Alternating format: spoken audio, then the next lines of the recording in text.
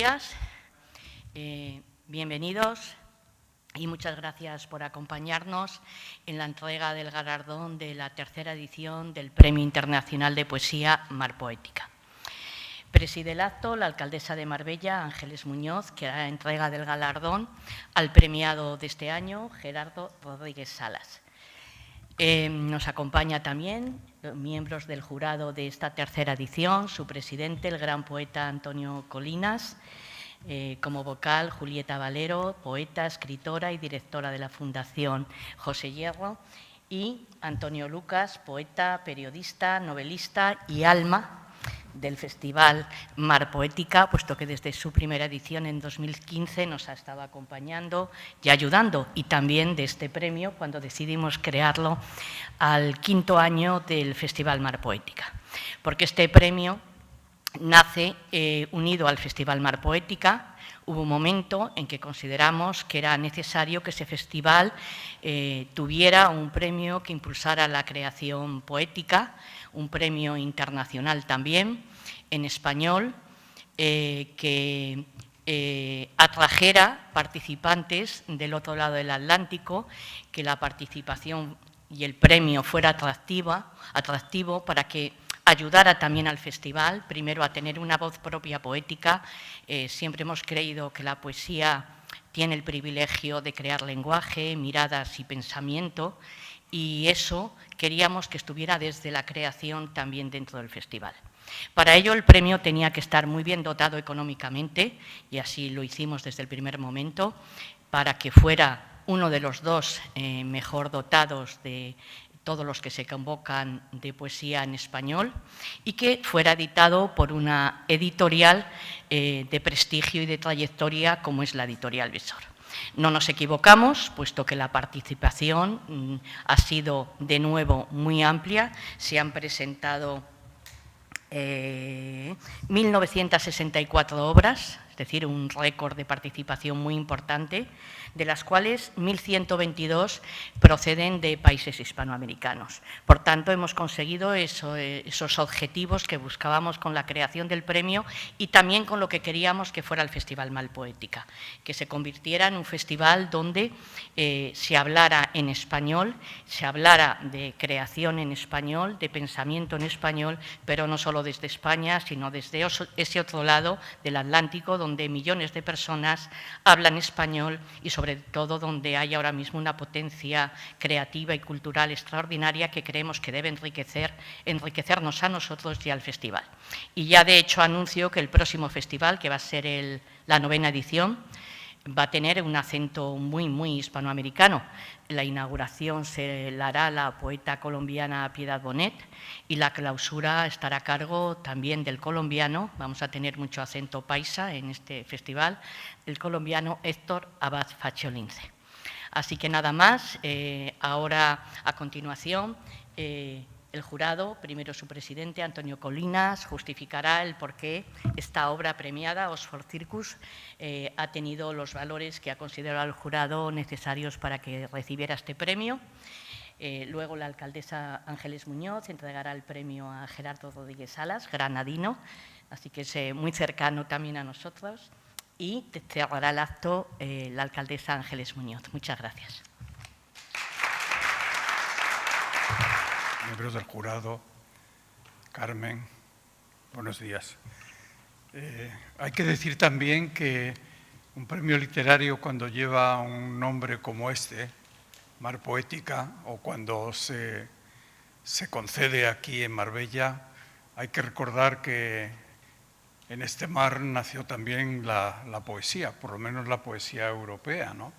Desde aquel poeta pastor que estaba, Hesiodo, que estaba en Monte Licón esperando el don del canto. ¿Qué es esto del don del canto? Pues el canto, cada poeta nace y tiene en sí una voz, y lo que tiene que hacer es comunicar esa voz, escribir. Esto es lo que ha hecho el ganador de este año, Gerardo Rodríguez. Los poetas a lo largo del tiempo pues vamos escribiendo, haciendo nuestras poéticas, pero vamos simplificando ya, sobre todo cuando el tiempo avanza, ¿no? Como es mi caso. Y a mí últimamente me gusta decir que la poesía es sobre todo palabra nueva. ¿Qué quiere decir esto de palabra nueva? Pues quiere decir que la poesía puede copiar la realidad, pero no solo se ciñe a copiar la realidad. La poesía tiene un fulgor, la poesía tiene una intensidad que la define de una manera extraordinaria. Y así sucede en este libro. A la hora del fallo se habló de la audacia del mismo, que es una de sus características, y este libro de Gerardo Rodríguez pues, tiene este don para mí importante de ser palabra nueva. Naturalmente ya se ha hablado de la cantidad de personas que se han presentado, de poetas, ha habido una preselección, al jurado le han llegado lo más esencial y seguramente, dada esa calidad y esa abundancia de libros, pues podía haber habido libros, 3, 4 libros que a lo mejor podían haber sido premios. Esto dignifica al jurado y dignifica sobre todo al autor que ha merecido el premio. ¿Qué es escribir para este autor? Pues nos lo dice en el primer poema con palabras nuevas y con palabras audaces. Escribir es preparar los límites de la noche, abrir caminos aunque haya afuera más noche. Escribir es resistir la tormenta. Hay contraposiciones, hay dualidad en este libro, esa dualidad que nos afecta a los humanos y que el poeta con su palabra pues tiene que buscar la armonía de esas diferencias, ¿no? Aquí las encontramos en el libro. La atmósfera engañosa nos lleva, engañosa digo por la profundidad del libro, engañosa nos lleva a unos espacios que son a los que alude el título, pero yo ahora, después de haber hecho ya varias lecturas, he ido viendo que lo esencial de este libro pues estaba en esa lectura más concreta. Hay circunstancias, hay anécdotas, hay una atmósfera también muy del libro y hay sobre todo ese desgarro extremado entre los símbolos, ¿no? Entre los símbolos que a veces llegan a su culminación en versos como este, dentro de mí los muertos, ¿no? Buscar, por tanto, en el mundo interior, por debajo de la anécdota, por debajo de esa forma que es otro de los dones de este libro. Es una forma llena de cortes, de espacios en blanco, pero que muy bien resueltos, porque este tipo de formas poéticas pueden ser muy ligeras, muy falsas, pero aquí el autor y el poema del autor fluye. Esta es otra de las características que yo le pido a la poesía, ese sentido órfico de que el verso fluya, porque a un verso le podemos quitar todo, su rima, su métrica, sus imágenes, pero no le podemos quitar su ritmo. Y la forma en la que está escrito este libro fluye. Es un autor con oído, decimos nosotros también. Y aunque a veces, lo comentaba con él ayer, hay formas muy estructuradas, a veces aparecen en decasílabos o alejandrinos, pero eso no implica que haya ese diálogo entre cierto clasicismo y ese lenguaje y esa forma audaz, ¿no? Por tanto, frente al abismo, que de repente también es un término que aparece en la lectura, lo que se trata es, nos dice el autor, libar la luz de las palabras, la luz del poema. Palabras extremadas, pero que conducen a temas profundos, radicales.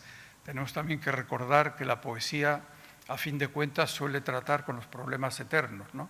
¿Qué problemas, qué temas son estos? Pues todos lo sabemos, ¿no? El amor, la naturaleza, el tiempo, lo más allá, lo sagrado, lo profano. Quiere decir que el libro o el poema puede estar revestido de actualidad, de normalidad, de fulgores cotidianos, pero el sustrato de este libro, a mi entender, es un sustrato muy profundo. Leyéndolo, pues también me ha venido a la cabeza un verso de Leopardi en uno de sus poemas finales. Es un verso que dice: Dio che sono, y yo qué soy.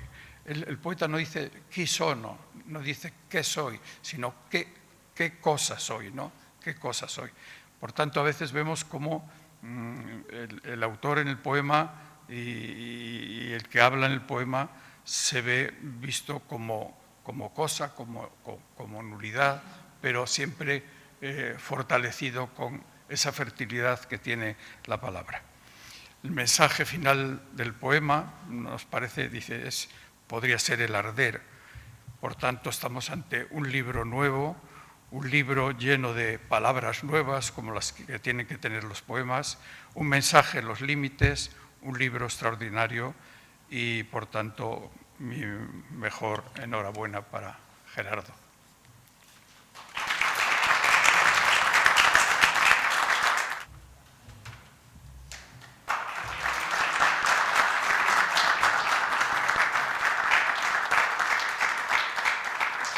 Premio Internacional de Poesía Mar Poética, al público asistente y autoridades, Gerardo Rodríguez Salas había de recordar aquellos veranos de su infancia en Marbella, junto a sus padres, hermanos y abuelos, en alguna casa prestada por la familia Gámez, cerca de su tía Sor María Salas, que estaba destinada en la ciudad.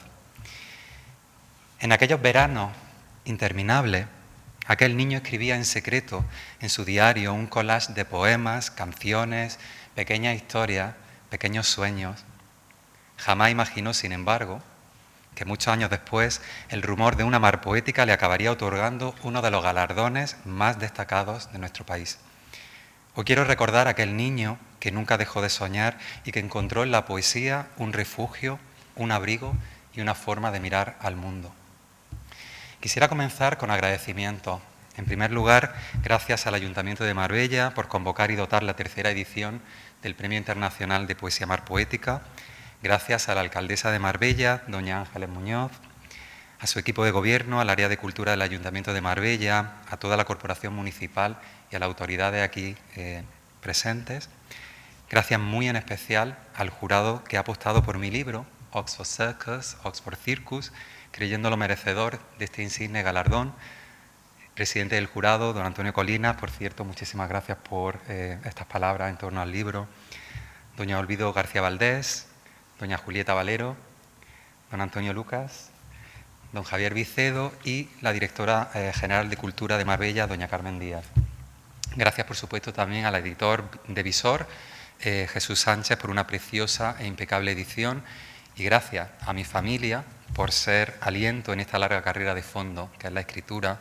Muy en especial a Fernando, cómplice de todos mis proyectos literarios, y a mis padres, que siempre apostaron por mi educación y un día me llevaron a Madrid en la furgoneta roja de nuestro negocio familiar de telares para presentarme a una beca de posgrado que jamás pensé que lograría, al igual que este premio, pero logré y me permitió estudiar en Oxford, lugar que cobra protagonismo en este libro, al igual que mi madre y mi padre, los padres de todos. Para mí, la poesía, como digo en uno de mis poemas de Oxford Circus, es la caja negra de la sociedad, donde se almacena la memoria, el trauma, el dolor, el amor, la luz. La poesía nos permitirá hoy y siempre abrir esa caja de Pandora y temblar su viento.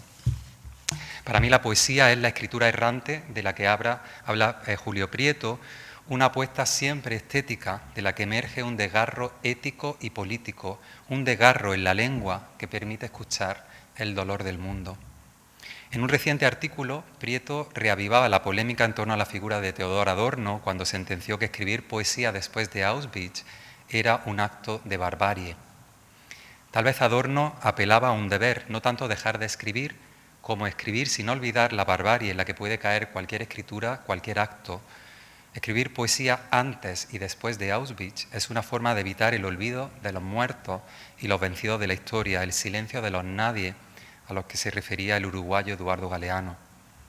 Hay una especial dificultad en la representación del trauma, ya sea Auschwitz, la guerra civil, Gaza, cualquier trauma o dolor histórico.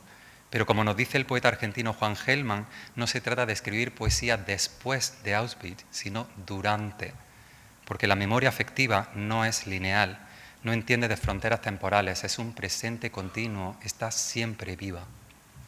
Y la palabra poética es fundamental, sobre todo en momentos de zozobra como el que estamos viviendo, como los que se han vivido, desgraciadamente, en esta historia cíclica que es la humanidad. La poesía no busca la verdad de la certeza y del poder. La poesía tiene una verdad propia, una belleza propia, que nos permite habitar el territorio de la duda. Es una continua pregunta, no buscamos respuestas en la poesía. La poesía levita libre por encima de este tiempo de posverdades, y esa para mí es la mayor belleza. Ya en mi anterior poemario, Los hilos de la infamia, donde reescribía el mito de Aracne, esa humana irreverente que retó a la diosa, el resultado fue una voz coral, un séquito de aracnes que denunciaban la violencia de nuestro tiempo desde un nosotras. Y todo eso desde la experimentación con diversas formas métricas, dialogando con la tradición literaria universal y tejiendo una urdimbre de palabras. Y que ese abril nos ha nacido roto, así comenzaba el poemario, y había un verso que decía: nosotras zurciremos los abriles. Desde una estética radicalmente distinta, Oxford Circus, es el libro premiado de esta edición, propone un aquelarre colectivo en torno al lenguaje, conjurar una genealogía de voces marginadas y silenciadas. Hay una voz poética individual que abraza su identidad de género a través de un diálogo con su infancia y con sus padres. Y esta voz individual da paso a una memoria colectiva de un pasado silenciado y violentado, un pasado marcado por el rechazo. Es la voz, como dice Sara Torres en su contracubierta, de un cuerpo niño adulto que carga poéticamente con todo el susto y la delicadeza de su genealogía. El circo vertebra el libro como metáfora espacial e identitaria, privilegiando los saberes de la periferia y de los márgenes. Los protagonistas son figuras nómadas, como los artistas circenses, metáforas de esas identidades fluidas y marginales que entretienen, sí, pero no forman parte del centro social. Este libro apuesta por la visibilidad de estos saberes de los márgenes, como nos decía Walter Mignolo, buscando una mayor justicia epistémica. Y esta apuesta se lleva a cabo desde la celebración. Celebrar la resistencia de las flores raras de otro tiempo, también nos dice Sara Torres, sin borrar ni silenciar el pasado trágico de estas voces, la violencia recibida, los silencios impuestos. Ese sería el punto de partida. Pero este poemario es también una invitación a viajar con la magia del circo, hacia una celebración y una fiesta clandestina de la diversidad, una fiesta a la que está invitado el público lector. El jurado destacaba que desde la audacia constructiva y la reflexión en torno al propio ejercicio de escritura y el lenguaje, este libro nos lleva a pensar sobre la experiencia de la extranjería en primera persona. Decía Proust que los libros que amamos están escritos en una especie de lengua extranjera. Sin duda, en los libros que nos marcan, sentimos que el lenguaje, ese instrumento más o menos rutinario, refulge y nos toca de otra manera, nos interroga desde otro lugar. En poesía, todos y todas somos extranjeros. Más allá de las limitaciones identitarias por cuestiones de género, raza, clase, nacionalidad, nuestra existencia vibrará con otra luz si por un momento, por muchos momentos, nos unimos al circo y viajamos con ellos. Y es aquí cuando estas identidades circenses de Oxford Circus nos interpelan con sus colores y su diversidad. ¿Es escribir poesía después de Auschwitz un acto de barbarie? La única barbarie sería el silencio.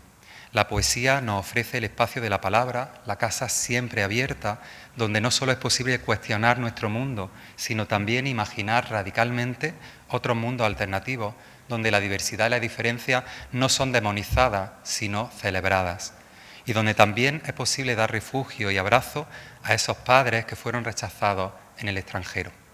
Y por eso quisiera terminar aludiendo al poema que mencionaba Antonio Colinas, ese poema con el que abro el poemario sobre la escritura. Es un homenaje a la escritura y su inmenso poder transformador, donde dialogo además con otra poeta inmensa como es Chantal Maillard. Y de hecho comienza con una cita de ella: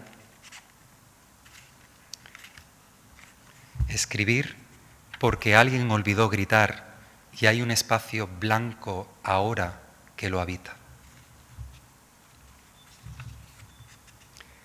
Escribir, prender la luz de una carpa raída, creer que no hay herrumbre en los rugidos tras los barrotes, saber que no nos querrán aunque vengan a vernos.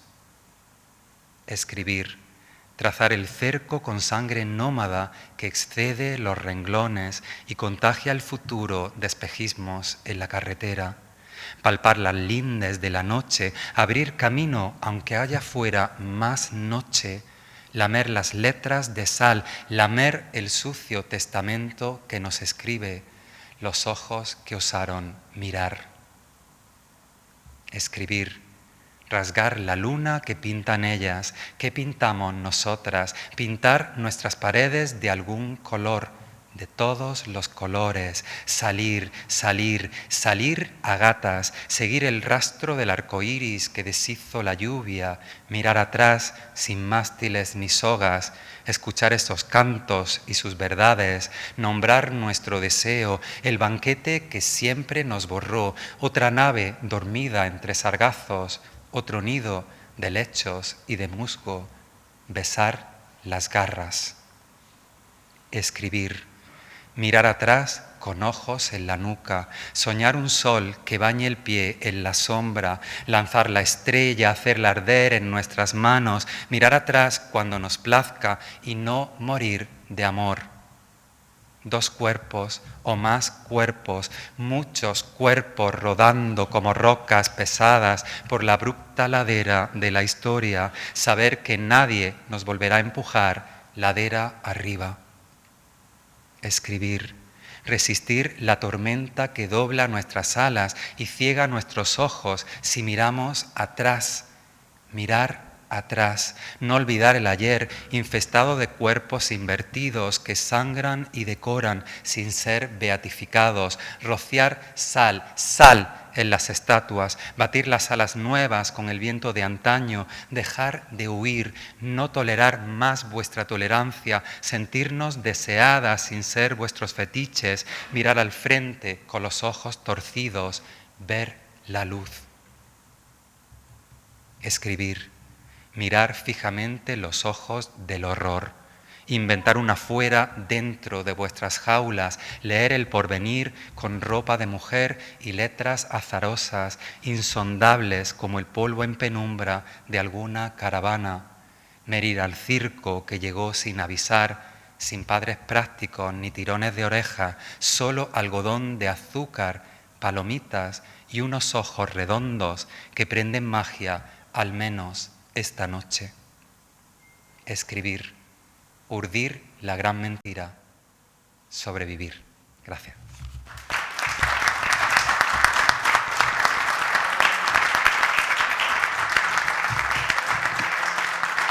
Queridos amigos, miembros del jurado, querido presidente, representantes de las entidades colaboradoras, participantes, amantes de la literatura y de la palabra. A todos, muy buenas tardes.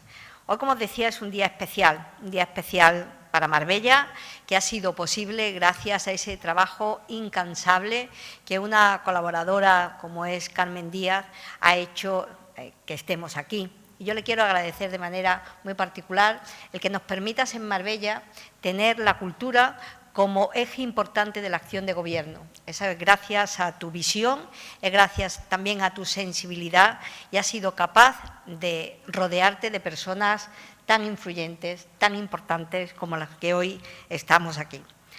En primer lugar, deciros que para nosotros esta tercera edición del Premio Internacional de Poesía Marpoética es un galardón que, pese a su juventud, ha logrado consolidarse como un referente de la poesía en lengua española. Un premio que encarna precisamente la esencia de ese espíritu de Marpoética, ese diálogo abierto entre las dos orillas del Atlántico, una muestra viva del pensamiento y la creación en español. Eso precisamente es lo que nos une más allá de fronteras y geografías. Por eso quiero destacar el compromiso del Ayuntamiento de esta ciudad con la cultura y con quienes la hacen posible. A través de este prestigioso premio, también mediante iniciativas como la del certamen de poesía escolar, que acerca la sensibilidad poética a nuestros niños y niñas, sembrando desde muy temprano la curiosidad, la creatividad y el gusto por la palabra, queremos que integrándolas dentro del Festival Mar Poética, cada año consolidamos a Marbella como ese espacio de reflexión, belleza literaria y encuentro cultural. Yo quiero, y se ha dicho aquí, se lo he dicho a ellos anteriormente, pero de manera muy especial, expresar mi más sincero agradecimiento al jurado por esa dedicación, por ese rigor y sobre todo por esa entrega. Yo creo que, lo comentábamos antes, el hecho de que un premio tenga relevancia y tenga importancia es gracias a muchas cuestiones. Una de las principales es la obra que se presenta. El jurado es parte esencial y, por lo tanto, enhorabuena a ellos, al editorial Visor, por ese prestigio y profesionalidad que otorgan precisamente a este premio ese sello de excelencia, y también a quienes nos acompañan y apoyan en este galardón, como es la Clínica Buchinger, como es Hidralia y como es el Hotel Lima. Gracias a todos por creer en este proyecto y por sumar para que la cultura siga creciendo en nuestra ciudad. Esta tercera edición, como bien decía Carmen, ha sido además la más numerosa de la historia. Hemos recibido 1.964 poemarios, de los cuales 1.122 proceden de países hispanoamericanos. Una cifra que no solamente demuestra la proyección internacional de este premio, sino también la confianza de tantos autores que depositan en Marbella como punto de encuentro para esta creación poética. El Premio Internacional de Poesía Mar Poética supone precisamente un verdadero estímulo para la literatura contemporánea y contribuye sin duda a situar a Marbella en ese mapa cultural internacional, un objetivo que forma parte esencial de este proyecto de ciudad que queremos construir, que no es otro que una ciudad abierta, dinámica, creadora y profundamente vinculada al arte. Quiero, por supuesto, felicitar de manera muy especial a nuestro ganador. Enhorabuena, queridísimo Gerardo. Enhorabuena a ti y a todos los que lo habéis hecho posible. Y de manera muy especial a los que hoy os acompañan, a tu madre, que me decía el orgullo que siente una madre de tener aquí un hijo ganador de un premio además importante y prestigioso como es precisamente este premio literario. Querido Gerardo, tu obra ha destacado por esa fuerza literaria, por su voz propia y por sobre todo la capacidad de conmover y de abrir nuevos horizontes de lectura. Nos has regalado con Oxford Circus una magistral foto fija de algunos de los problemas más acuciantes de nuestro presente, una mirada compleja de debates a los que todos debemos aportar voz. Por eso hoy queremos celebrar tu talento y te damos además la bienvenida a esta familia que es Mar Poética, de la que ya forman parte los ganadores que te precedieron, tanto Felipe Benítez Reyes como Nadia Favo Andrés. Enhorabuena, gracias por regalarnos tu palabra, enhorabuena a todos los que lo habéis hecho posible, gracias a los que habéis contribuido a que sea una realidad y, como decía Carmen, animaros para que el próximo año continúen esta escalada de este premio que nació en torno a Mar Poética, que se erige como uno de los importantes de nuestro país y, visto los resultados, como uno de los importantes de lengua española. Así que enhorabuena a todos, felicidades y muchísimas gracias.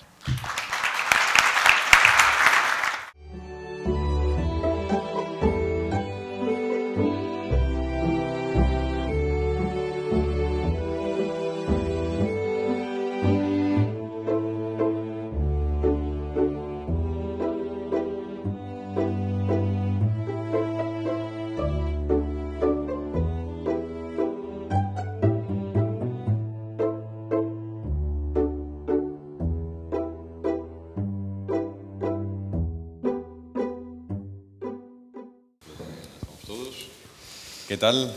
Muy buenas tardes, bienvenidos, muchísimas gracias por asistir a la presentación del tercer premio de poesía Mar Poética, que es una alegría para quienes hemos sido parte del jurado: Antonio Colinas, presidente del jurado, Julieta Valero, una de las vocales, y yo, que también formé parte de este jurado. Y es realmente un motivo de entusiasmo poder presentar ya por fin Oxford Circus de Gerardo Rodríguez Salas, que es el ganador de este año. Un ganador que realmente nos dejó entusiasmados con un libro que va creciendo según lo vas leyendo una y otra vez. Creo que los mejores libros de poesía son aquellos a los que uno vuelve, a aquellos libros que no desecha en la primera lectura, sino que le deja siempre esa especie de rumor, esa especie de eco, para que uno vuelva de vez en cuando a asomarse a las páginas del libro o a los poemas, y es lo que sucede con Oxford Circus. Julieta y yo vamos a conversar un rato con Gerardo sobre la raíz de su poesía, sobre su porqué en la poesía, sobre quién es realmente Gerardo Rodríguez Salas como poeta, pero antes y después de que él diga unas palabras de bienvenida como protagonista que es de esta aventura, también Carmen Díaz ha sido miembro del jurado, que no lo he dicho, que es la delegada de Cultura del Ayuntamiento de Marbella, como todos sabéis mejor que yo incluso, que ya son muchos años compartiendo aventura en el Hospitalillo, y es la impulsora y el factotum y el centro irradiador de la cultura de Marbella, que es para mí una de las ciudades que mejor está activando y mejor está propiciando el tejido cultural de Andalucía y por supuesto de España, con Mar Poética, con los ciclos de historia, con los ciclos de literatura, con los ciclos de ciencia. Creo que tenéis una grandísima fortuna en esta ciudad. Y yo vengo de Madrid, con lo cual sé lo que digo cuando digo que tenéis una enorme fortuna de tener a alguien moviendo y agitando y atizando el avispero de la cultura y el avispero de la ciencia y del teatro y de la literatura. Y dicho esto, creemos que lo mejor, lo hablábamos Julieta y yo antes, es que Gerardo arranque presentándose o diciendo lo que él quiera decir y leyendo unos poemas para situar un poco el contexto de la conversación. Creo que a un poeta hay que escucharlo antes de saber decir qué quiere decir. Entonces, lo ideal y lo idóneo es que Gerardo nos dé un poco el contrapunto y el espacio y el sitio y el suelo para poder hablar de su poesía y poder hablar de su estancia en la poesía, ¿no? Así que, Gerardo, enhorabuena, bienvenido, mil gracias. Y bueno, pues cuéntanos un poco qué es Oxford Circus y, sobre todo, lee unos cuantos poemas para que podamos tener el trampolín y el disparadero de salida para hablar de tu poesía. Estupendo. Bueno, muchísimas gracias. No sé si se me oye muy fuerte. Lo primero de todo, dar las gracias una vez más, porque es cierto que esta mañana hemos tenido el acto de entrega del premio y ahí he podido dar las gracias, ¿no?, a todo el área de cultura, sobre todo con Carmen, que se mencionaba por aquí, Carmen Díaz, que es efectivamente la agitadora cultural, y por supuesto al premio Mar Poética, la ilusión y el honor de recibir un premio de este calibre, por supuesto la publicación en una editorial como Visor y con un jurado de absoluto lujo. Aquí tenemos a Antonio Lucas y a Julieta Valero, pero también está por aquí Antonio Colinas, que esta mañana también se ha encargado de hacer la presentación oficial del libro. Y bueno, Javier Vicedo, que no ha podido venir, ni tampoco Olvido García Valdés, pero para mí es un absoluto honor recibir un premio de un jurado de este tamaño, ¿no? Como vamos a ir hablando del poemario como tal vez no quiero desvelar demasiadas cosas porque van a ir surgiendo en la conversación que vamos a tener aquí, pero sí que cuando me han hecho alguna entrevista ahora a raíz del nuevo libro, me preguntaban qué entendía yo por poesía. Y creo que lo más importante, sobre todo ya que tengo un poema que se titula La caja negra, pues es esa caja negra de la sociedad, ¿no?, que nos permite ver la memoria, el trauma, el amor, la luz, lo decía esta mañana, y que nos permite abrir esa caja de Pandora para templar sus vientos. Me parece una imagen que va muy en la línea de lo que voy a presentar en este poemario. Y por eso voy a comenzar con la lectura de ese poema y otro más, y empezamos ya a arrancar y a conversar, si os parece, para ir desentramando qué hay detrás de este Oxford Circus o Oxford Circus. Caja negra. Se ha estrellado el avión, no buscará nadie estos cuerpos, pero algún día hallará alguien la caja negra y magullada y seremos todos los amantes que entraron en ti. Entonces apilaremos saberes de tantos años haciendo el amor a escondidas.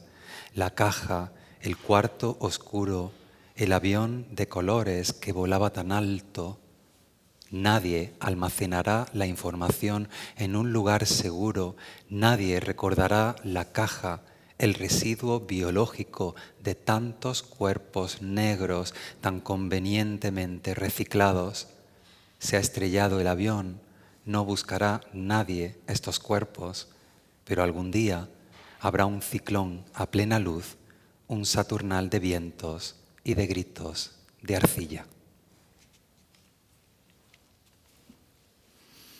Y el segundo poema se titula El origen de las especies. Ya veremos que lo vamos a ir comentando, pero el poemario se mueve hacia una voz colectiva y por eso de ahí esta referencia continua al plural, ¿no? En este caso, esta idea del somos es una idea de identidad que va recorriendo el poemario, pero al mismo tiempo nos vamos dando cuenta de que ese somos es demasiado múltiple como para intentar definirlo.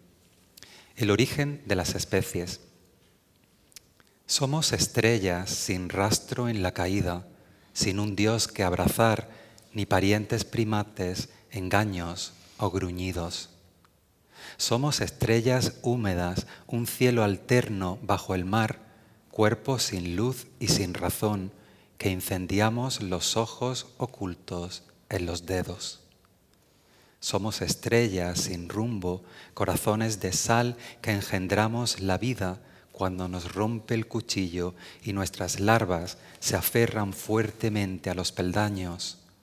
Somos una milicia de estrellas, sin obispos ni conjeturas, sin sueños de manzanas, sin un juicio final que nos maldiga.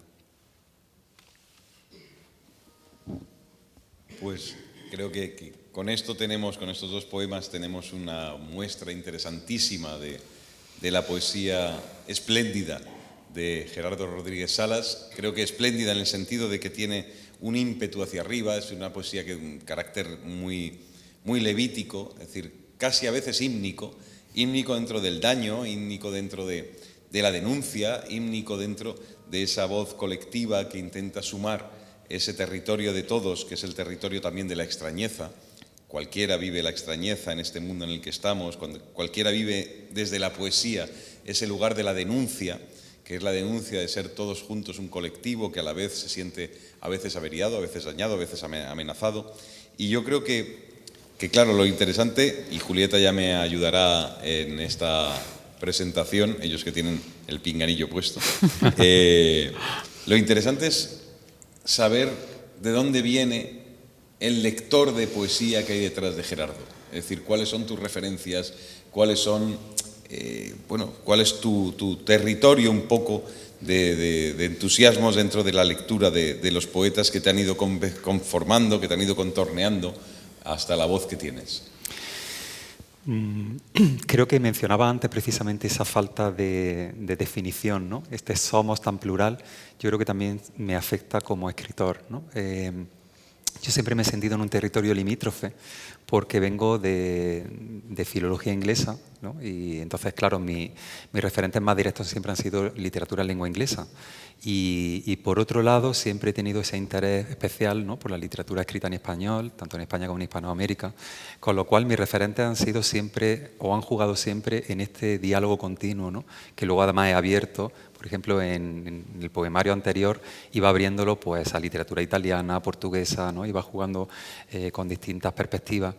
Y creo que sería difícil plantear unas lecturas que sean absolutamente centrales para mi escritura porque también van fluctuando. Por ejemplo, en mi primer poemario, Anacronía, creo que también las citas que voy seleccionando para los poemarios pueden dar cierta idea, pero no la suficiente como para captar, digamos, todo el mapa que hay ahí, ¿no?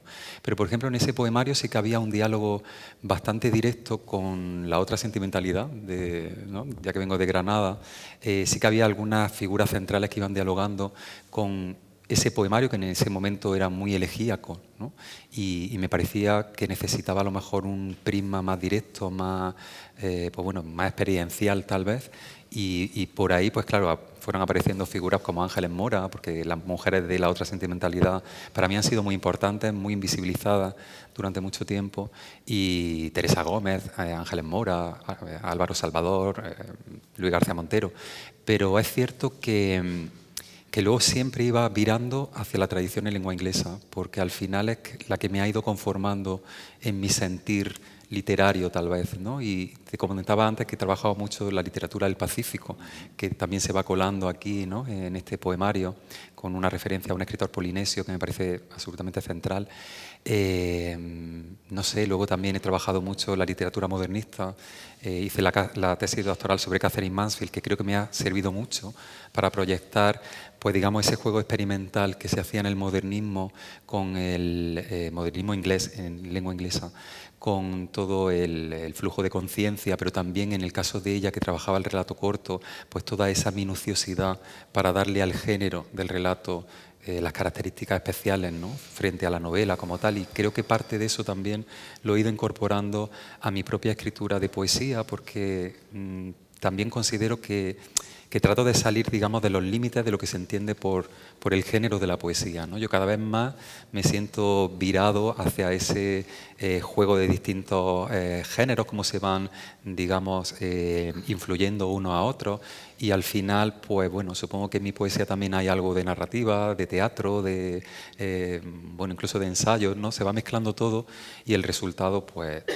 te diría eso, que hay muchas figuras del modernismo en lengua inglesa que me han influido, figuras contemporáneas, por ejemplo, Chantal Maillard, hago un diálogo muy directo en este libro y para mí es una figura absolutamente esencial. Mi poesía ya salía en el poemario anterior, en el que viene también me doy cuenta de que de alguna manera voy generando un diálogo, pues, con ella y con todo lo que ha significado su tradición. Que podría empezar a citar muchísimas figuras, pero sobre todo yo tal vez me quedaría con ese diálogo entre la tradición en lengua inglesa y la tradición que nos trae aquí, ¿no? Y que me siento muy cómodo generando ese diálogo, ¿no?, con ella. Muy cernudiano eso. Efectivamente. Muy cernudiana la combinación entre la lengua inglesa y los poetas anglosajones y la tradición Claro, el española. propio título, ¿no? Oxford Circus, ¿no?, que de alguna manera también me daba mucho juego la palabra en inglés circus, ¿no?, que es con la idea de circo, pero también del cerco brujeril, que hay mucho de magia aquí, el circus como ese lugar donde confluyen los caminos. Es decir, que luego también es verdad que la riqueza de cada una de las palabras, ¿no?, pues me va llevando a materializarlo de alguna manera, pero yo me quedaría en ese diálogo ahí, ¿no?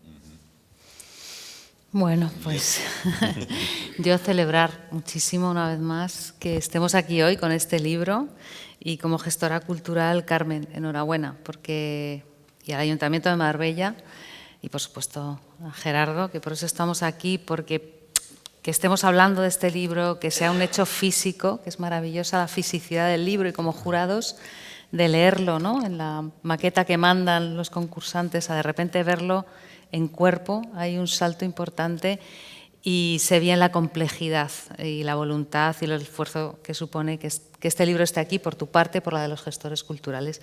Así que un honor formar parte en esta cadena de voluntades de todo tipo, ¿no?, para estar aquí hoy. A mí una cosa que me encanta, muchas, de este libro, pero es, estamos ya felizmente acostumbrados a que la especificidad, lo que es particular, lo que es apreciar las divergencias, disidencias de las personas del tipo que sea. Hemos hecho un buen trabajo en este país, ¿no?, en ese sentido, de conciencia a todos para, lejos de rechazarlas, apreciarlas, poner el foco. Pero este libro da un paso más allá. Me parece muy importante la primera cita, la que antecede todo el libro, si no me equivoco, que es la de Paul B. Preciado, yo soy el monstruo que os habla, que es el discurso que hizo además, ¿no?, un discurso memorable antes que un ensayo. Sí. Se pone el foco en la especificidad, en lo monstruoso, en lo marginal, en lo divergente, desde el punto de vista que sea, pero este libro da un paso más allá en el sentido, me parece a mí, y creo que es un paso de evolución humana importante, en que lo específico se convierta al final, de alguna manera, en algo que nos concierne a todos. Es decir, no hay ser humano que no tenga una especificidad que lo saca de la norma, lo haya puesto en lo público de su vida o no. Es un libro que habla y que trata y que trae lo queer y toda la lateralidad que supone eso, pero es un libro en el que al final es un motivo, no un leitmotiv.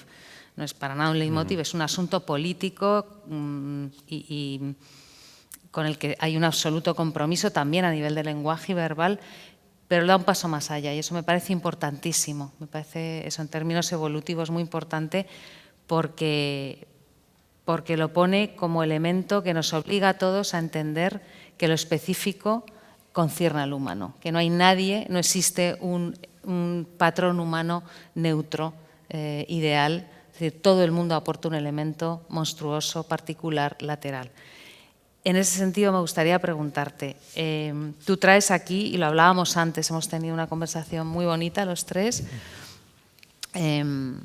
en la que hablábamos de que la materia, para cualquier poeta, la materia biográfica es su materia, para cualquier creador no tienes otra cosa. ¿Desde dónde vas a hablar? Desde la individualidad, desde la vida que estás viviendo y que te ha tocado vivir. Pero, ¿qué proceso de digestión y de elaboración a nivel de artefacto literario has hecho con tu especificidad para poner hoy en circulación y como don dado al mundo esto que te trasciende?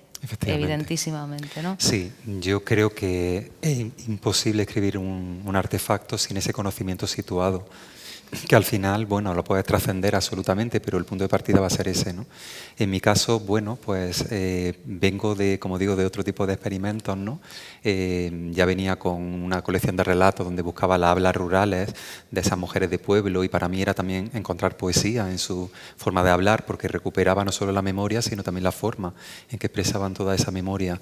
Y ahí sí que habría tal vez una parte más experiencial, tal vez, que bueno, que proyectaba una vez más a lo colectivo, ¿no? A todo ese colectivo de mujeres de pueblo con las que yo me he criado y que me sentía de alguna manera legitimado para poder generar ese diálogo con ellas y convertirme casi en un altavoz de lo que podría ser, ¿no? Esa ficcionalidad para traer a colación todo ese tipo de experiencia. Luego, claro, el siguiente punto de inflexión sería mi primer poemario, donde venía una carga experiencial muy fuerte, ¿no? Porque partía del accidente de moto de un hermano, una muerte fatídica, ¿no? Y cómo transformar todo eso en un proceso de reparación a través de un viaje, pues, a Nueva Zelanda, con una serie de conexiones autobiográficas, pero ahí ya empecé a tratar de convertir, digamos, esa vivencia experiencial en un artefacto. Y claro, la voz poética, ciertamente en la primera parte del poemario, es muy próxima, digamos, a toda esa experiencia personal, pero siempre con la distancia de la voz ficcional, ¿no? De esa voz poética. Y en este caso creo que es un paso más allá. Aparte del conocimiento situado, pues es un posicionamiento absolutamente ético y político, porque al final para mí es muy importante la parte, digamos, estética. Creo que es muy importante cuidar la poesía, no olvidarnos que estamos en un género absolutamente bueno, pues literario como tal, pero claro, el posicionamiento político era importante para mí en este libro, ¿no? Y claro, pues como una persona que ha transitado por esa identidad disidente, ¿no? Me parecía importante partir de esa experiencia personal, que sería sobre todo generar un diálogo con esa infancia, pues llámese queer, llámese rarita, ¿no? Sin referentes, ¿no? Cómo construir esos referentes en un momento en los que no existen. Entonces, desde esa perspectiva ya del adulto que puede utilizar pues toda la herramienta poética, sí que es verdad que construye un artefacto en el que parto de ahí, pero como comentaba antes, me interesa mucho más la voz colectiva.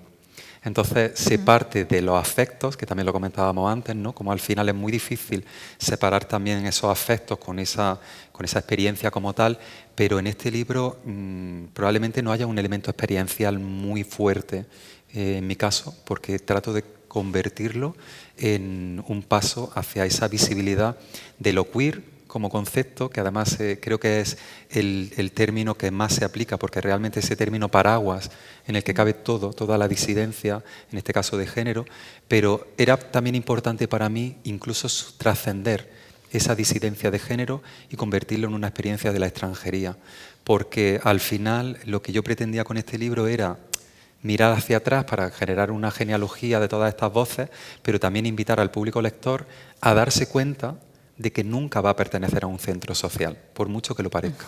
Al final le da la vuelta al espejo y pasa un poco como en ese entreacto de Virginia Woolf, ¿no? Cuando le da la vuelta al espejo al público y de repente el público se queda como, vale, soy parte de esta performance, no soy simplemente un espectador. Y era lo que yo pretendía.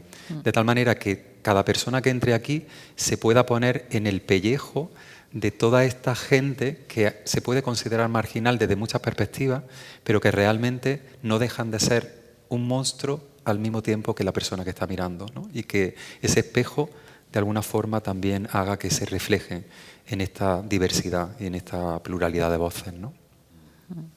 Y Gerardo, en el título la palabra circus no tiene nada que ver con la plaza de Londres, tiene que ver con el circo en sí, tiene que ver con esa idea que antes hablábamos del circo como un espacio también de extranjería, un espacio singular, donde iban probablemente todos aquellos que estaban en el margen de la sociedad. El circo, que es tan lúdico y que a la vez es tan festivo y que a la vez es tan carnavalesco, también tiene esa otra condición de lo carnavalesco, que es lo monstruoso, que es lo extravagante, que es aquello que Todd Browning hizo como la parada de monstruos, ¿no? Y el circo, yo recordaba, por ejemplo, cuando leía el libro, recordaba el ensayo sobre el circo, o el texto sobre el circo de Ramón Gómez de la Serna, donde el circo se convierte en una anomalía que los demás necesitan para evadirse. Es decir, el circo es un espacio de evasión, es un espacio donde otros hacen que tú te rías, otros hacen que su deformidad, su extravagancia, su alteridad sea motivo de gracia, o motivo de chanza, o motivo de escarnio incluso, como hay en la risa. Entonces, esa parte de circo, que has elegido además el malabarista de Remedios Varo como portada del libro, no lo podéis ver porque es una reproducción pequeñita, pero tiene mucho que ver con esa condición de lo distinto, ¿no? de lo que está en un momento dado consciente de que forma parte de la alteridad. Es decir, el circo sabe que la gente que está en el circo es el payaso triste, el acróbata que en un momento dado se juega la vida para que los demás sonrían, o se admiren, o se asombren.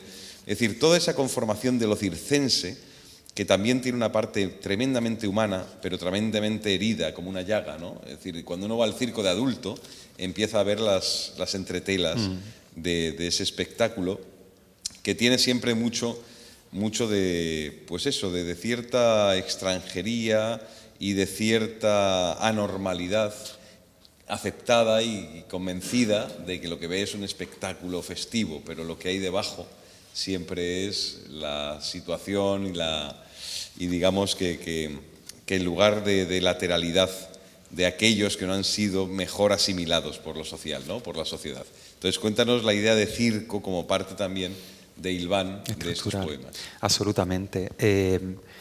Como decía, bueno, tiene distintas acepciones, pero la del circo era clave para mi propuesta, ¿no? Y claro, en el fondo también se convierte... Bueno, lo primero, Oxford Circus, esperamos ese lugar de Londres en el libro que no va a aparecer en el libro, ¿no? Creo que era también parte del juego. Hablaba con Miguel Fernández por aquí, que está aquí en el público, en una charla que teníamos, y él me remarcaba mucho la parte burlesca del libro.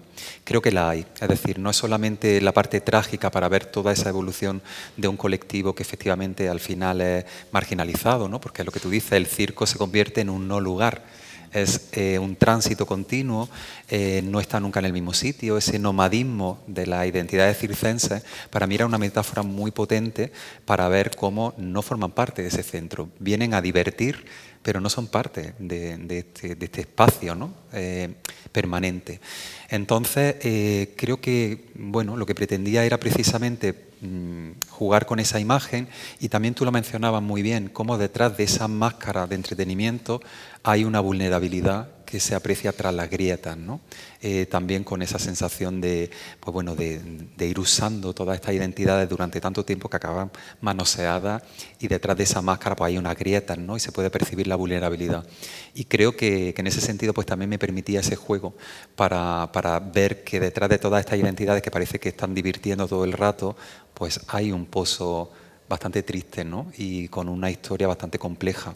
Entonces me parecía que era importante para que conectáramos con ellos, pero al mismo tiempo sin olvidar pues ese elemento de la magia que propone el circo como tal, ¿no? Y de alguna forma el libro yo creo que va mostrando todas estas vulnerabilidades, pero al mismo tiempo la potencia de la performatividad y de ese elemento burlesco. Como al final hay una voz muy potente que se va haciendo, yo creo, cada vez más potente conforme el libro avanza, bastante irreverente, ¿no? Y esa irreverencia no desde pues de esa necesidad, digamos, de revancha, de vamos a venir aquí, ¿no? Porque hay un momento en la contracubierta de Sara Torres, que termina mencionando uno de los poemas, dice: ¿dónde encajáis vosotros en nuestro puzzle? Es como una forma muy reivindicativa de decir, venga, nosotros nos encajamos en el vuestro, pero ¿y vosotros en el nuestro, ¿no? Y en realidad va mucho más allá. Yo creo que hay una parte juguetona de la propuesta que hace que, pues bueno, que relativicemos, pero al mismo tiempo nos replanteemos pues ese centro social y cómo podemos replantearlo para que en el puzzle quepamos todos y todas, ¿no? Y es parte de la construcción, digamos, del artefacto, y por supuesto también pues todo lo carnavalesco de lo bactiniano, ¿no? Con esa, tú lo decías, ¿no? Esa manera de proyectar en los elementos del circo pues todas esas pasiones, traumas, etcétera, que traemos, que las proyectamos temporalmente y luego volvemos de nuevo a la normalidad, ¿no? Pero me parece que es un espacio muy potente para repensar pues muchos valores y muchas identidades, ¿no? Antes de que leas, que es lo importante aquí, una cosa que me nace siempre preguntar a los poetas con los que tengo la suerte de convivir muy a menudo, es una pregunta como muy adánica, muy esencial, ¿no? Tiene que ver con por qué la escritura, por qué un ser humano en un mundo muy mercantilizado donde escribir tiene poco sentido práctico o ninguno, y es muy poco recomendable. Nadie le diría a un hijo ponte a escribir pensando en su sustento futuro. Alguien se pone a producir esas estructuras lingüísticas raras que son, porque además no es la escritura literaria, es la escritura de poesía, es el lenguaje en esa función que está en un punto y aparte de la comunicativa, de la habitual, del uso, ¿no? Y que sin embargo existe por absoluta necesidad. El lenguaje poético empieza donde termina el lenguaje, donde el lenguaje ya no es capaz de alcanzar para nombrar lo esencial, empieza la necesidad de construir o de poner el lenguaje en una sintonía que diga, que toque, que se aproxime, porque es una aproximación, ¿no? Y creo que este sentido de partir de esa precariedad aproximativa, que el lenguaje nunca va a dar cuenta de lo esencial, no se puede contar la condición humana, no se puede contar el miedo a la muerte, no se puede contar el amor, no se puede contar a nivel de lenguaje, sin embargo los poetas lo intentamos una y otra vez, ¿no? Entonces esa chorrada, esa insistencia en la imposibilidad aparece en el primer poema del libro, que a lo mejor no sé si te estoy pisando la lectura, pero me parece un poema extraordinario, porque es un texto como muy central para entender tu escritura y creo que a lo mejor lo responde mejor que tú, o no lo sé, o a lo mejor lo respondes tú glosado con tu propio texto, pero parece precioso y muy iluminador sobre la tarea de los poetas, ¿no? Sobre este balbuceo a la nada y sin embargo que no paramos de hacer. Efectivamente. Hombre, yo creo que quienes escribimos en el fondo lo consideramos también un regalo, ¿no? Porque es un espacio donde podemos precisamente reimaginar, reinventar, imaginar incluso radicalmente, que yo creo que eso es la gran belleza de la poesía, lo decía esta mañana. Para mí la poesía tiene una verdad que es diferente a lo que esperamos, como esa verdad que normalmente es una certeza, ¿no?, absoluta, o una verdad asociada casi con el control, ¿no?, porque parece que tienes la verdad y ya tienes el control de lo que sea, ¿no? Sin embargo, la poesía tiene esa belleza propia, ese espacio que te permite dudar, ¿no?, pero al mismo tiempo crear, imaginar, ¿no?, esos horizontes utópicos también de los que habla pues toda esta poesía queer, ¿no? José Esteban Muñoz buscando esa utopía que ya está presente en el presente, ¿no?, que se percibe, ¿no?, como esos horizontes torcidos de los que habla. Y creo que la poesía, la escritura en general, pero creo que la poesía en particular tiene una serie de herramientas que te permiten sugerir, ¿no? Porque a lo mejor un lenguaje más racional no te permite captar todo lo que tú estás diciendo, pero la poesía tiene un elemento extra que permite sugerir, y en esa sugerencia, aunque no consiga agarrar lo que pretendes transmitir, ya lo estás sugiriendo. Y los silencios también son bastante elocuentes, ¿no? Entonces, creo que la escritura nos salva, la escritura denuncia, la escritura crea, construye, y por eso ese primer poema del libro, ese homenaje a la escritura, me parecía fundamental, sobre todo en este caso para construir toda esta genealogía y dejarla por escrito, que también es importante, ¿no? Entonces, no sé si quieres o si queréis, puedo leer este poema, ¿no?, que es clave. Escribir, prender la luz de una carpa raída, creer que no hay herrumbre en los rugidos tras los barrotes, saber que no nos querrán aunque vengan a vernos. Escribir, trazar el cerco con sangre nómada que excede los renglones y contagia el futuro de espejismos en la carretera, palpar las lindes de la noche, abrir camino aunque haya fuera más noche, lamer las letras de sal, lamer el sucio testamento que nos escribe los ojos que osaron mirar. Escribir, rasgar la luna que pintan ellas, que pintamos nosotras, pintar nuestras paredes de algún color, de todos los colores, salir, salir, salir a gatas, seguir el rastro del arco iris que deshizo la lluvia, mirar atrás sin mástiles ni sogas, escuchar esos cantos y sus verdades, nombrar nuestro deseo, el banquete que siempre nos borró, otra nave dormida entre sargazos, otro nido de lechos y de musgo, besar las garras, escribir, mirar atrás con ojos en la nuca, soñar un sol que bañe el pie en la sombra, lanzar la estrella, hacerla arder en nuestras manos, mirar atrás cuando nos plazca y no morir de amor. Dos cuerpos o más cuerpos, muchos cuerpos rodando como rocas pesadas por la abrupta ladera de la historia, saber que nadie nos volverá a empujar ladera arriba. Escribir, resistir la tormenta que dobla nuestras alas y ciega nuestros ojos si miramos atrás. Mirar atrás, no olvidar el ayer infestado de cuerpos invertidos que sangran y decoran sin ser beatificados, rociar sal, sal en las estatuas, batir las alas nuevas con el viento de antaño, dejar de huir, no tolerar más vuestra tolerancia, sentirnos deseadas sin ser vuestros fetiches, mirar al frente con los ojos torcidos, ver la luz. Escribir, mirar fijamente los ojos del horror. Inventar una fuera dentro de vuestras jaulas, leer el porvenir con ropa de mujer y letras azarosas, insondables como el polvo en penumbra de alguna caravana, venir al circo que llegó sin avisar, sin padres prácticos ni tirones de orejas, solo algodón de azúcar, palomitas y unos ojos redondos que prenden magia, al menos esta noche. Escribir. Urdir la gran mentira, sobrevivir.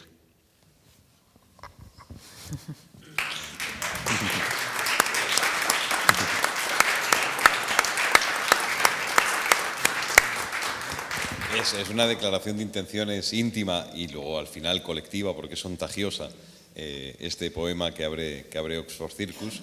Y ahí me gustaría preguntar, pues ahí me sale el periodista, que no deja de ser un poeta, un cotilla sublimado, eso es lo que es un periodista, un cotilla sublimado, y me sale la necesidad de preguntarte, dentro del paisaje de la poesía española ahora, que afortunadamente es tan múltiple, es tan, digamos, tan desplegado, parece un origami donde no existen ya esas tendencias tan marcadas, o aparentemente no existen esas tendencias tan marcadas como hace 20 años, ¿dónde te sitúas tú? O sea, en este paisaje de la poesía española de ahora tienes 49 años, con lo cual tienes memoria, tienes perspectiva, tienes horizonte. ¿En qué lugar te sitúas tú? Si es un lugar más isleño, es un lugar más colectivo, y viniendo de una ciudad como Granada, que es una ciudad tan dada a normalizar y a normatizar los espacios de la poesía, ¿no? ¿Dónde te ves tú? ¿Dónde te encuentras cómodo? ¿Dónde te encuentras mejor liberado? Sí, cuando llegué, claro, a la escritura, a la publicación, porque es cierto que uno siempre escribe, ¿no? Pero cuando decidí lanzarme a la publicación ya era tarde en términos, digamos, oficiales, ¿no? No recuerdo con qué edad, pero fue pues fácilmente finales de los 30, 40 años, ¿no? Entonces, claro, cuando llegué ahí ya no pertenecía a nada, ¿no? Ya de entrada había una generación que por mi edad estaba bastante fraguada, con lo cual yo ya llegaba como un extraño, no un extranjero. Luego la generación más joven también me quedaba lejos. Al final, creo que al principio intenté navegarlo todo como para pertenecer, ¿no? Porque siempre está esa necesidad de pertenecer. De hecho, eso me recuerda también a la autora de mi tesis, yo creo que nos vamos buscando ahí, pero Catherine Mansfield pues, era una neozelandesa que llegó a Londres, intentó pertenecer al grupo de Bloomsbury y por muy conectada que estaba con figuras como Virginia Woolf, nunca perteneció a ese grupo, ¿no? Entonces, creo que es importante ver que al final nos nutrimos de esta comunidad, porque además yo creo que ya se va viendo en mi poesía que tiendo mucho a esa voz colectiva, a generar estos vínculos, estas conexiones afectivas, es mi manera de trabajar. En la universidad también me gusta trabajar en equipo, quiere decir que al final creo que todos y todas tenemos esa necesidad de pertenecer, pero creo que llegó un momento en el que ya superé esa necesidad y lo que hago simplemente es nutrirme, ¿no? Sentirme conectado con distintas figuras, generaciones, autores y autoras. Al final también esas conexiones a nivel individual son importantes y me van nutriendo, pero sí que me siento un poco autor isla, ¿no? Cada uno de mis proyectos va en una dirección, no voy siguiendo ningún tipo de, pues no sé si de moda o tendencia. Al final es lo que me va provocando, la creatividad me va llamando y, como digo, cada uno de los proyectos va en una dirección. Fíjate que hablaba antes de anacronía, con ese juego casi estilístico, dialogando con la otra sentimentalidad. Nada que ver con lo que estoy haciendo aquí, ni con otras aportaciones como la del otro libro, que jugaba con esa intertextualidad absolutamente brutal, tratando de generar casi un diálogo con La tierra baldía de Eliot. Es que al final yo creo que se trata de buscar esa identidad propia, pero claro, sin renunciar a todo lo que supone esta conexión con otras generaciones. Yo ciertamente me nutro mucho, por ejemplo, pues eso, de una generación más joven, que en este caso, en este proyecto tan queer, pues figuras como Sara Torres o Ángelo Néstore, creo que son figuras con las que realmente he podido dialogar y he sentido el abrazo y el calor, pero claro, al final siento que no termino de pertenecer a ninguna tendencia, que no es ni bueno ni malo, simplemente creo que por mi circunstancia y por mi idiosincrasia a la hora de lanzarme a la escritura, pues no se ha dado esta situación, ¿no? Me interesa muchísimo de este libro, cómo recoge, me parece además que es de un altísimo compromiso político, que no panfletario, político en un sentido de humano con su tiempo, cómo recoge la condición de lo apátrida, más allá de, ya hemos hablado mucho del tema de lo queer, pero de lo no visible en una sociedad. Estaba recordando ahora, Hannah Arendt, la grandísima Hannah Arendt, hablaba de la cantidad de cómo lo apátrida y cuando en un momento dado, en un corte histórico, hay muchísima masa de gente apátrida, es de alguna manera un oscuro presentimiento de un desorden mundial. No quiero ponerme apocalíptica, pero es cierto que nombrar eso es importante y que la labor de los poetas en ese sentido creo que siempre ha sido una luminaria. Y más que pedirte un comentario, te iba a pedir que leyeras un poema que me parece extraordinario en ese sentido, se llama Cupa, la página 27, que creo que nos concierne muy personalmente a todos. Sí, además es un poema al que le tengo especial cariño porque decía que había poco de experiencial, ¿no? Y en este libro, pero en este caso, digamos que parte de una experiencia sí que personal, porque cuando estaba haciendo mi máster en Oxford, que por eso también el juego con la palabra Oxford al principio, ¿no? Hay un juego para trazar una genealogía, porque es verdad que Oxford también ha generado pues, una genealogía queer muy potente, pero al mismo tiempo hay un elemento experiencial, y precisamente aquí este poema que has seleccionado está relacionado con un momento en el que vinieron mis padres a visitarnos, que estaba yo en Oxford haciendo, como digo, el máster. Mi hermana estaba en Irlanda ese año haciendo un Erasmus, se vino a verme y coincidió pues, con un acto de apertura del curso y tal, y vinieron mis padres. Entonces hubo ahí una confusión y acabaron perdidos, solos, sin conocer el idioma para nada, en una ciudad pues llena de colegios, de colleges. Claro, mi madre pues, no tenía ni idea del nombre del college ni de nada y se vieron solos en ese momento. Como digo, pues hay un momentazo de confusión, pero claro, a mí ese momento como que me ha perseguido eternamente y de alguna manera necesitaba exorcizarlo, y sale aquí pues como esa especie de extranjería de la que estamos hablando, ¿no? Ese tratar de ponerte en una situación en la que de repente por esa extranjería eres rechazado, ¿no? Y me parecía como muy iluminador de lo que ocurre con todas estas identidades y cómo al final acaban siendo rechazadas, pero hay que buscarle su espacio, ¿no?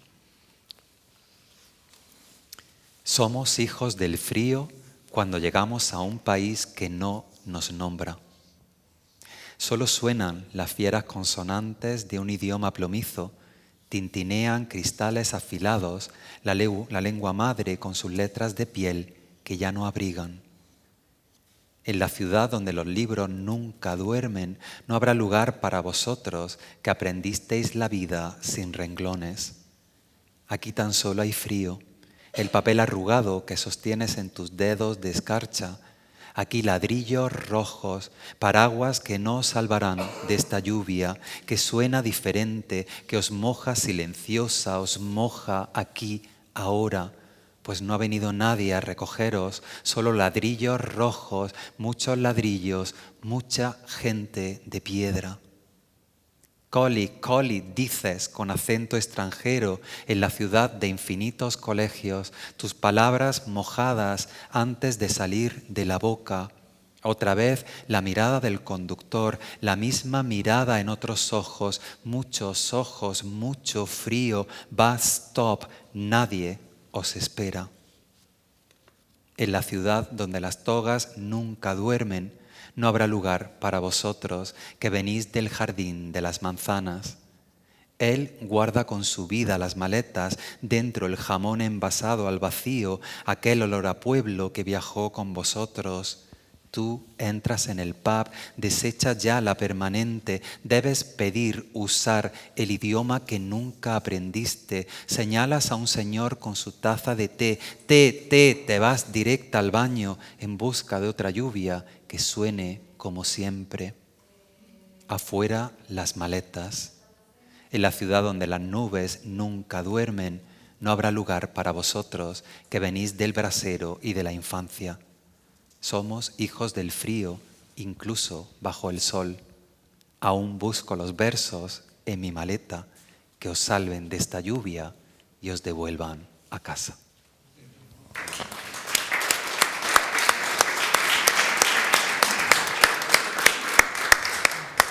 ¿Llegaron? Me ha quedado la duda de si al final llegaron. Sí. Estaba yo ya en el final del poema un poco destemplado diciendo, ¿llegaría esta gente al college? ¿Y lo disfrutaron? Sí, muchísimo. Sí, pero ahí se quedó. Bueno, es que es verdad que en este libro está punteado, a pesar de que hay un juego de lenguaje exigente y que hay un irracionalismo que va enhebrando también los poemas, luego también es verdad que hay una toma de tierra muy fuerte, es decir, una toma de tierra que yo creo que es lo que hace que los poemas realmente se asienten bien y lleguen hasta el lector con una cierta o con una total potencia, ¿no? Es decir, esa condición de que no te están hablando de mundos alados, sino que te están hablando realmente de mundos que están aquí al lado, que tienen su tacto, que tienen su porqué, que tienen su nombre y sus apellidos, como lo tienen tus padres y como cuentas en este poema, que es verdad que es formidable, es un poema estupendo. Pero quería preguntarte por esa otra experimentación que tú has hecho en otros poemas, que son los que tienen esos juegos sígnicos, ¿no? Es decir, esa necesidad de romper, es como el pintor que rompe en un momento dado el margen del cuadro, del lienzo, y ya pinta incluso en la pared, que va prolongando, proyectando la propia tela, ese Moby Dick en blanco de la propia tela, o los cantos del Passepartout. En este caso tú has utilizado los signos. Veréis cuando leáis el libro que hay algún poema donde lo tipográfico casi pesa tanto como el lenguaje, ¿no? Como la palabra escrita, como lo otro sígnico que es el idioma, ¿no? Entonces, ¿por qué esa necesidad en un momento dado de romper esa costura, tachar?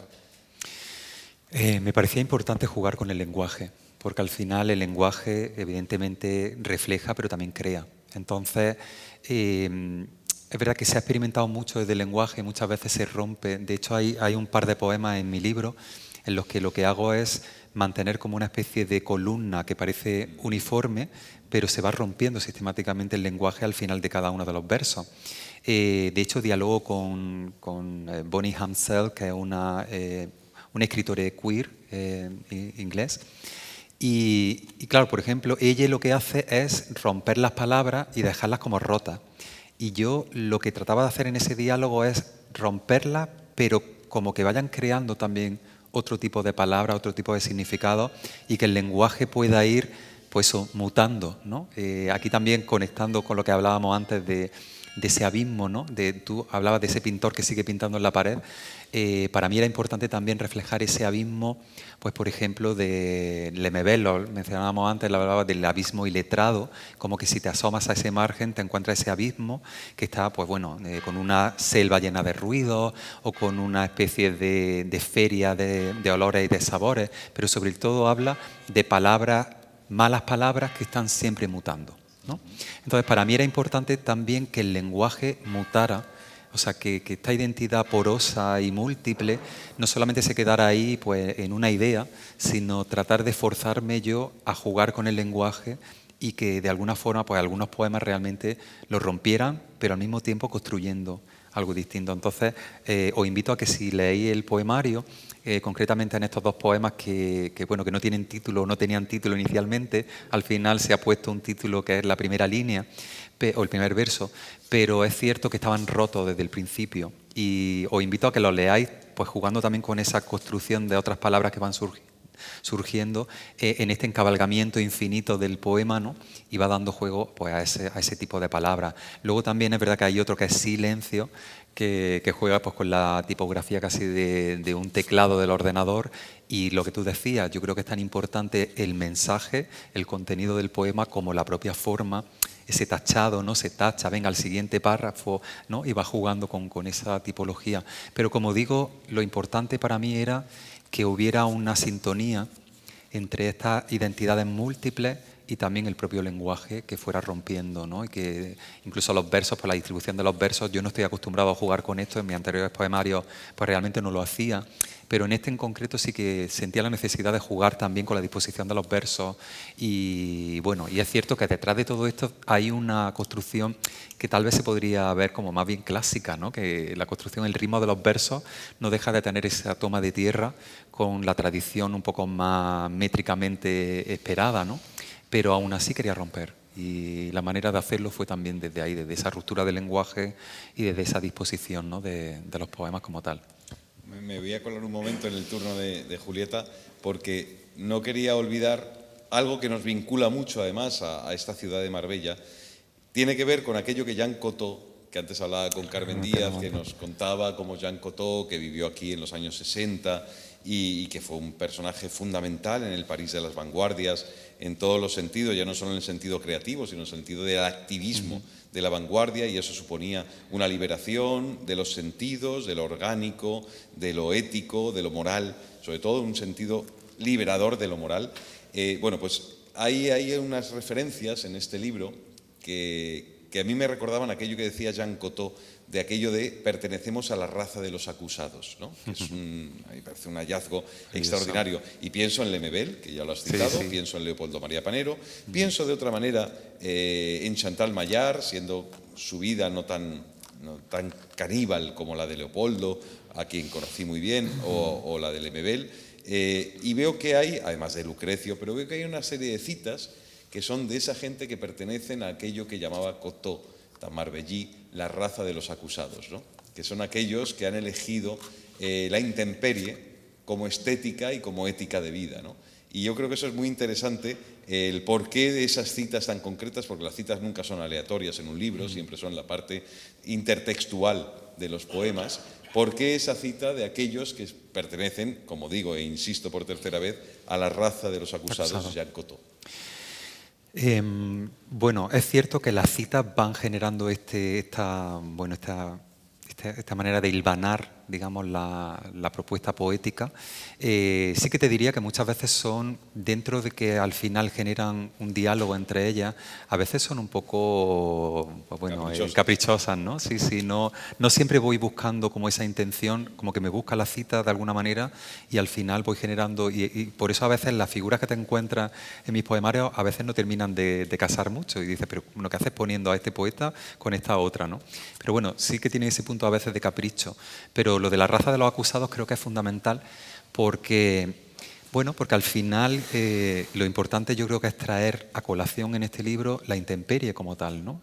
Sentirte absolutamente pues bueno, desnudo o desnuda en este contexto en el que de repente traes a la centralidad toda esta intemperie y la haces visible.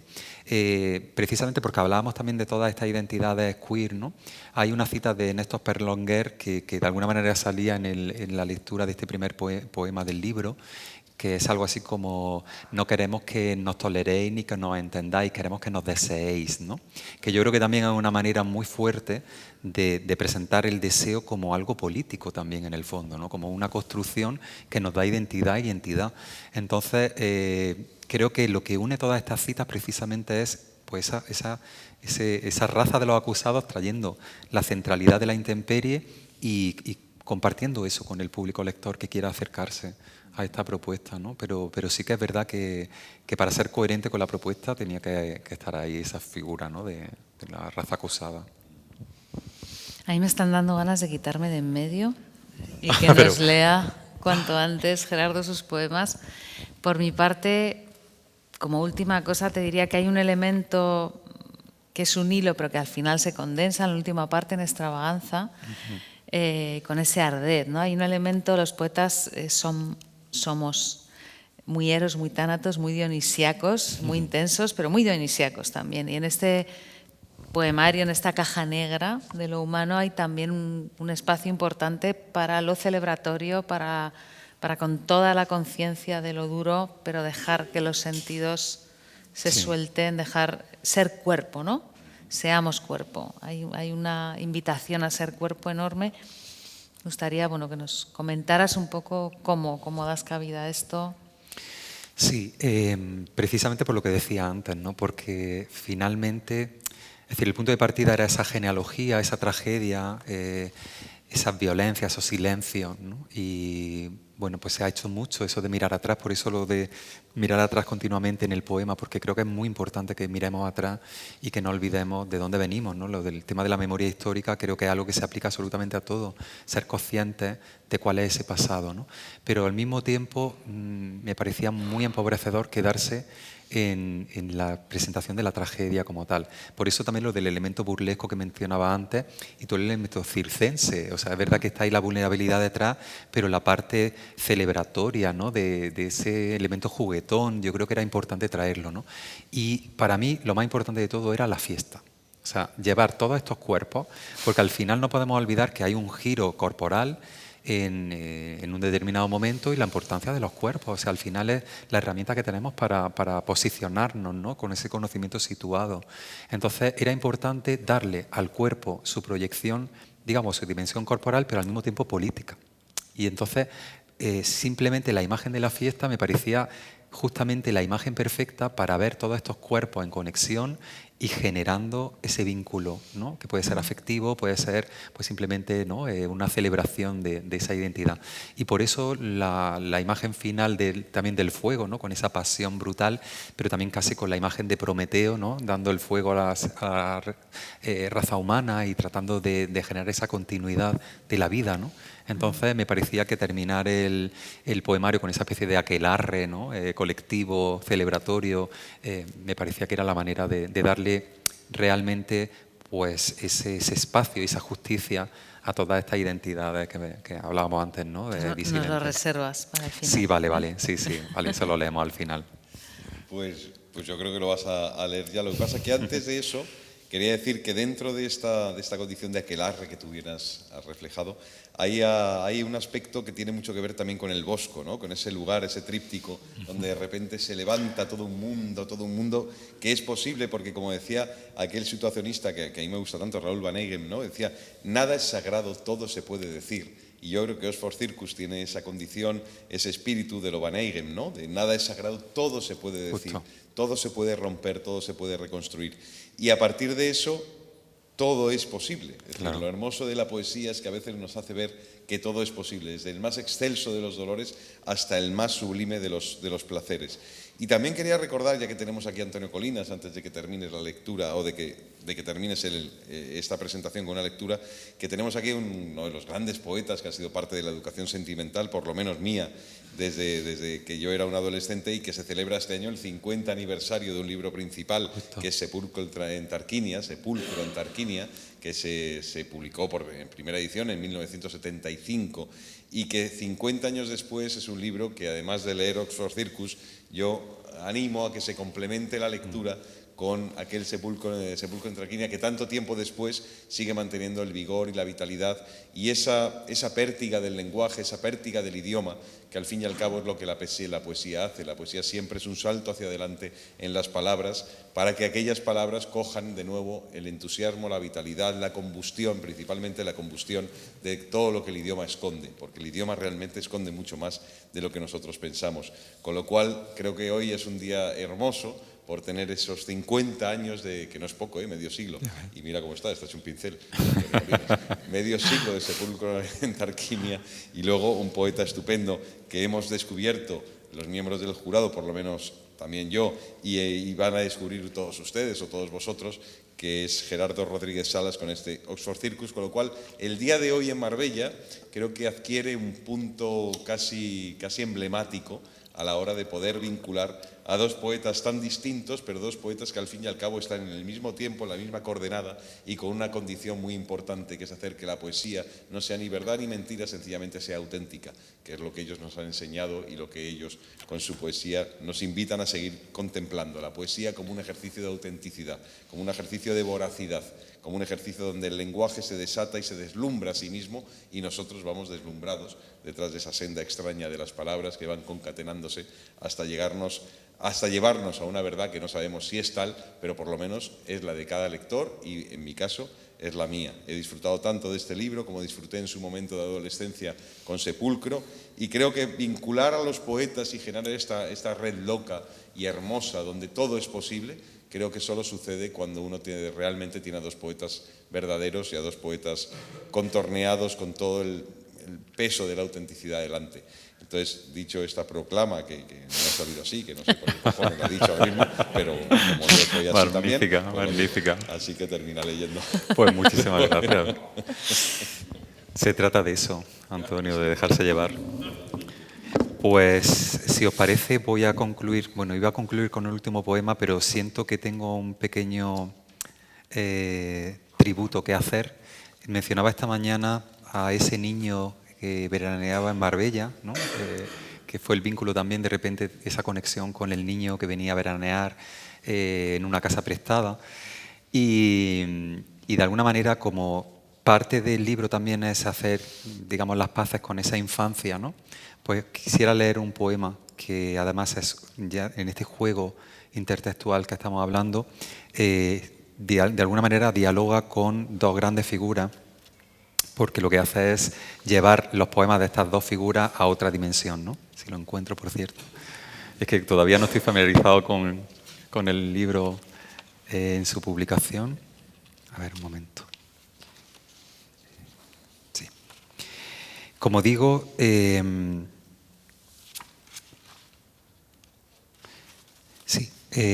dialogo con Idea Vilariño y con la reescritura que hizo Yolanda Castaño de ese gran poema de Idea Vilariño, y yo lo que hago es llevármelo a otra dimensión y a dialogar con ese niño de mi infancia, tratando de hacer las paces con un niño que no tuvo esos referentes y no tuvo ese abrazo que tal vez necesitaba desde esa perspectiva. Se titula No ser. Nunca estaré contigo cuando escondas tu herida persiguiendo una historia de princesas. No te protegeré de los insultos, ni besaré tu rostro, ni templaré tus suspiros. Nunca estaré a tu lado cuando me necesites. No cazaremos juntos 1000 luciérnagas, ni atraparemos su luz en botes de cristal. No te podré decir, no tengas miedo, todo irá bien algún día. No sabrás que yo sé que no sabremos cómo, por qué. No viviremos a la vez, no serás más que tú para siempre. Y tú nunca sabrás quién soy, cómo sería amarme, no me verás besar al príncipe de tus sueños, ni anhelar el abrazo que no te di nunca. No saldrás del ayer, no me verás feliz.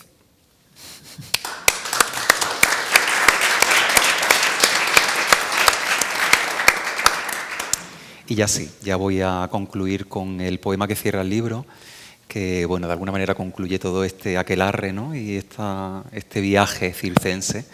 Se titula Arded, en imperativo, y comienza con una cita de Rosa Verbel. Me habéis dejado el suelo lleno de ideas hermosas, no hay forma de limpiarlas. La fiesta nunca acaba a este lado del cerco. Aquí somos las sombras que habitarán la noche, brillantes recipientes de un tiempo embotellado que ulula en el cristal. Aquí inventamos lenguas que invocan húmedos hechizos en la nuca, secretas confesiones en la espalda. Aquí robamos pócimas de ancestros que bendecimos con alcohol mitigando el embrujo de nuestra sed. Nosotras hoy maldeciremos y habrá una luna nueva en vuestra noche vacía.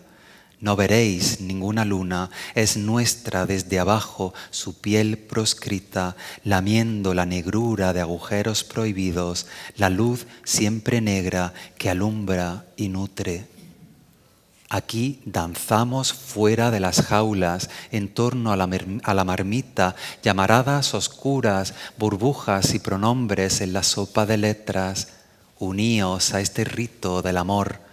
¿Podéis oler el humo antes del fuego? ¿Podéis oír los cánticos al final de la noche? Protestas con orgullo. Somos, sí, somos, cuerpos fulgentes que gritan, que sueñan, que lamen, que arden, que lloran, que estallan, cuerpos siempre torcidos, plumas que son cuchillos y escupen tinta negra sobre el cuerpo que se torna canción, invertidos deseos que arrancamos el látigo del dueño, rugiendo con más fuerza que nunca, rompiendo crucifijos, masticando cabezas de ajo, mordiendo cuellos, contagiando de amor y de lujuria los miedos heredados. Somos, sí, somos. Aquí no hay nada que limpiar, aquí nada es sagrado, o tal vez sí, aquí 2 es un número maldito a veces. Aquí habrá fiesta, aunque no quede nada, tan solo cuerpos sin etiquetas, la lengua que no nombra, solo araña, con hilos pegajosos y teje redes que aguardan el descenso de algún funambulista danzando sin cerrar los ojos. Aquí, cuando es un verbo, un lugar donde vuela el futuro en círculos concéntricos que nosotras trazamos sobre un eje común que sigue ardiendo sin llama.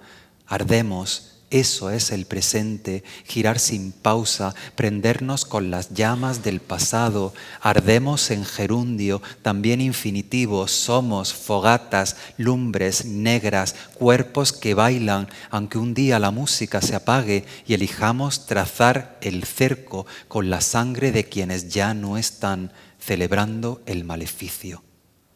Somos, sí, somos. Hoy por fin confesamos. Hoy también es un verbo, caminad sobre cristales rotos, sobre brasas oscuras. Es vuestro el fuego, arded.